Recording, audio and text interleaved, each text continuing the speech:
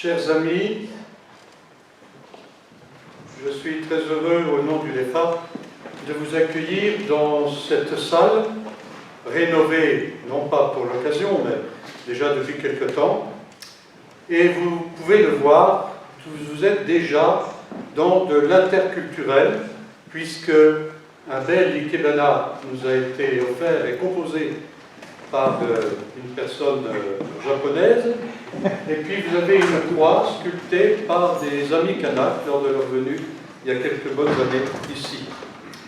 Mais je voulais tout d'abord accueillir Emmanuel Sebold, pasteur Emmanuel Sebold, qui est la présidente de l'Église protestante unie de France, donc une des 3 églises membres du DEFA, et qui lira d'ailleurs des messages du président de l'Union des Églises protestantes d'Alsace et de Lorraine, Christian Becker, empêché, de même que Jean-Raymond Stoffacher, président de l'Union nationale des Églises protestantes réformées évangéliques de France, donc les 3 églises membres du DEFA.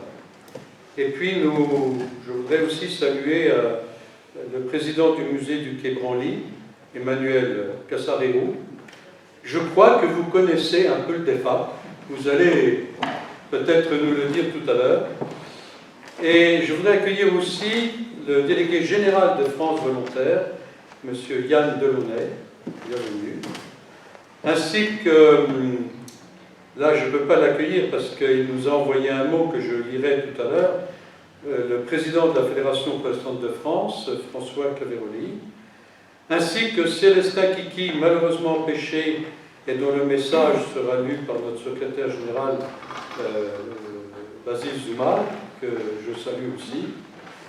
Et je vous salue toutes et tous qui venez de près, de loin. Et vous êtes peut-être des compagnons de longue date ou de fraîche date du DEFA, du service protestant de mission. Et merci de venir à l'occasion de ces 50 ans. Vous êtes ici, chez vous, dans cette maison commune, qu'on appelle depuis tant et tant de décennies la maison des missions. Il y a toujours des missions. Oui, c'est une très grande joie de vous accueillir pour ces 50 ans d'existence du DEFA, en quelque sorte son jubilé.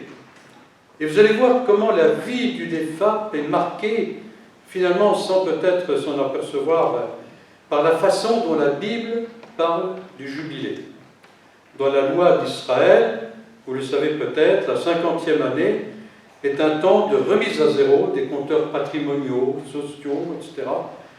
Les terres sont redistribuées, les dettes sont remises, les esclaves pour dette libérés, et cette idée d'un accueil tout à fait extraordinaire a été reprise ultérieurement, mais cette fois-ci de façon prophétique par Ésaïe, dans un texte qui a une dimension messianique.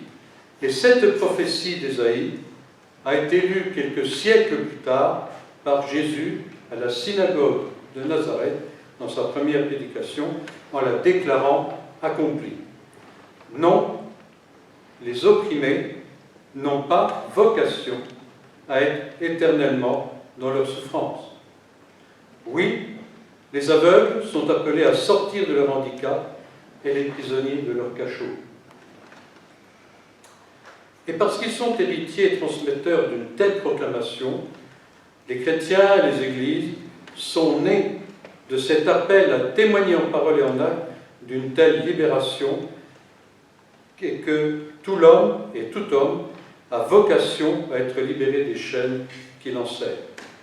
Pour le DEFA, depuis sa création en 1971, comme service protestant de mission des 3 églises protestantes, au fond c'est le fil rouge de son action, de même que pour la CEVA, puisque la CEVA, communauté d'églises en mission, créée en même temps que le DEFA, et d'ailleurs je lui souhaite aussi un bon jubilé.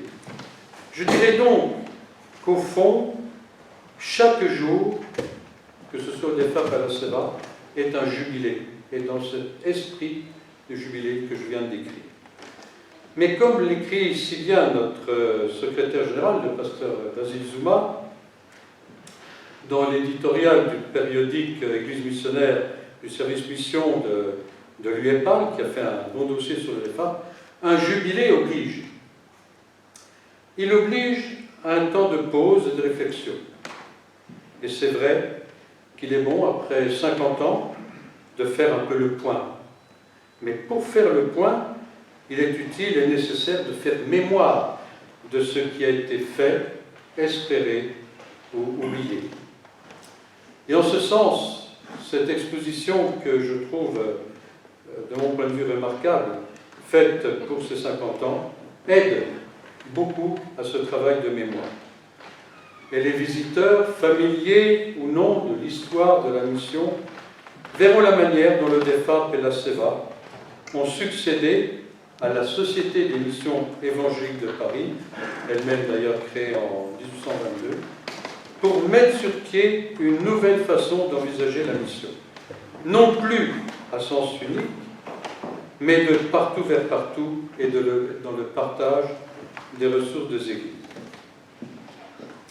Et peut-être l'avez-vous vu que toute cette semaine, il y a beaucoup d'animations, escape game, le coin écoute et lecture de témoignages, les jeux pour enfants, tous verront, avec le culte aussi, durant les portes ouvertes, la très grande diversité des acteurs et actrices de la mission, qui sont d'ailleurs issus, bien sûr, du monde protestant, mais pas seulement, du monde catholique, évangélique et laïque, ainsi que la grande diversité des actions menées avec et par le DEFAP.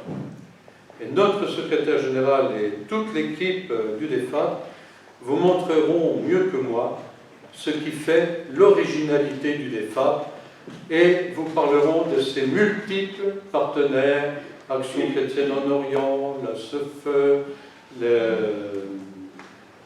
France Volontaire, etc. Enfin, il y en a beaucoup. La FPF. Mais un exemple parmi mille autres, le remerciement d'un président de l'église du DEFAP pour l'envoi de jeunes volontaires. Parce que pour lui, cela permet aux jeunes de modifier leur rapport au monde et ça leur donne des outils pour penser leur foi de façon plus globale. Mais si le 50e anniversaire est le temps de la mémoire, il est aussi le temps du questionnement. Est-ce que le service protestant de mission a été à la hauteur des attentes des églises membres? Est-ce que les églises ont été suffisamment attentives aux nombreuses actions initiées ou coordonnées par des femmes dans de très nombreux domaines? Comment mieux articuler les dynamiques de la SEVA et du DEFAP? Quel est le degré de liberté donné au DEFAP par les églises sur la réflexion missionnaire? Comment mieux sensibiliser les chrétiens d'ici à l'universalité de l'Église à une époque où le réflexe identitaire et de repli sur soi émerge avec vigueur? Et puis, j'en viens à une question encore plus fondamentale, qui est traitée, qui est travaillée, en tout cas déjà au DEFAP, mais sans doute ailleurs aussi. Sommes-nous à la veille de l'élaboration d'une troisième manière de penser et de vivre la mission?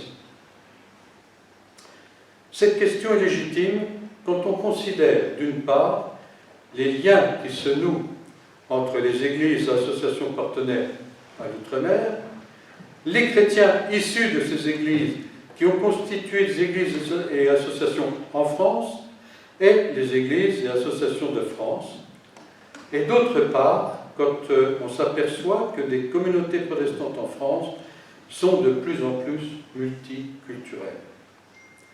Ces questions, et bien d'autres, témoignent que le monde change, et la mission aussi, c'est le titre donné à ces portes ouvertes.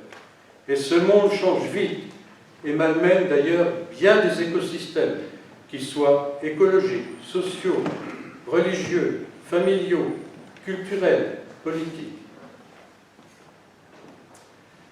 Malgré, et avec les grandes difficultés de tous ordres, rencontré par le service protestant de mission dans ses activités, je voudrais me permettre de vous faire une confidence.